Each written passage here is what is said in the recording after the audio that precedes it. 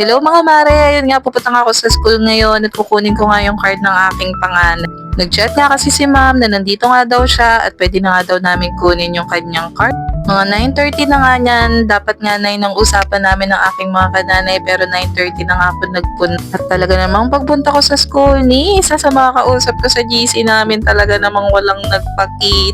Yung gayak na gayak ka na kagabi pa lang tapos on the spot, ayan, hindi ka naman pala pupunta. Kaya yung mga oras na yan, ako nga lang ang nanay dyan sa school na kukuha ng card sa aming section. Mabuti na nga lang at tulog pa yung aking panganay at yung aking bunso, kaya ibinilin ko na nga lang sila sa tiyahin ng aking asawa na ako nga isasaglit lang sa school para nga makuha ko yung card. So ayan, for the rampa nga, salamat nga pala Lord at nagpunta ako dito hindi umulan. Alam nyo ba mga mare ko na puro lakad talaga dito. Nilalakad ko lang siya papunta sa school at ayan. Super hintay nga ako dito kasi pagdating ko nga sa room ng anak ko sarado pa. Wala pa nga daw si ma'am. Umimote na lang talaga ang babae dahil kahit isa nga wala akong kachika dahil nga hindi ako sinipot ng mga kananay ko na nasa GC. Ayun nga mga mare ko, chinat ko nga si teacher at ayan, tinanong ko kung pupunta nga siya today at ayan, umantabay ako ng konti.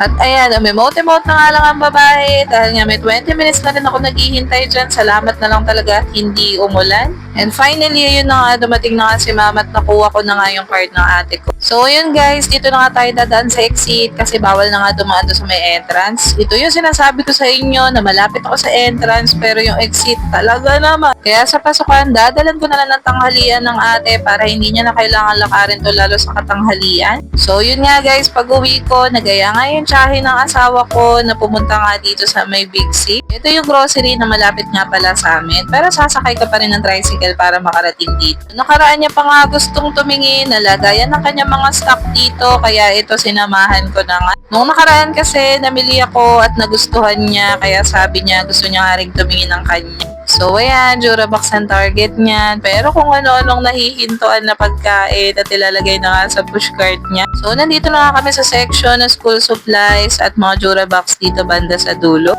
Napakaganda ng grocery namin dito dahil napakalaki nga ng kanyang space at talaga namang kompletong mabibili mo na nga lahat. So yan na nga mga mare, pinatingin ko na nga siya ng pagpipilian dahil hindi nga available yung katulad ng sakin. So ayan, sabi ko mamili na nga lang siya ng iba.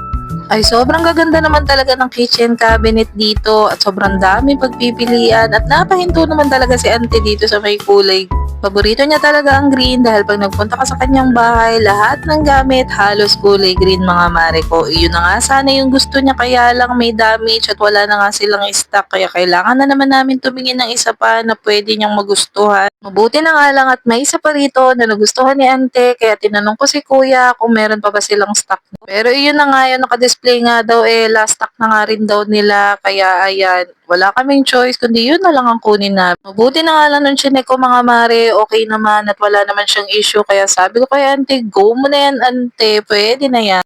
Habang inihintay nga namin si kuya na nanguha ng box, ayan, naakit na naman ako sa gaganda ng mga Durabox dito mare. Bagong restock kasi sila at talaga naman napakadami mong pagpipilian. Kung nakikita nyo yan mga mare ko, ang gaganda. Gustong gusto ko nga tong kulay blue na to. Ayan, siguro may 10 beses ako nag-isip kung bibilin ko na ba siya o sa susunod na. Yan nga palang 3 ang type ko. Sana pagbalik ko nandyan pa nga yan. Dahil hindi pa nga pasok sa budget ko kaya hindi ko muna siya binili.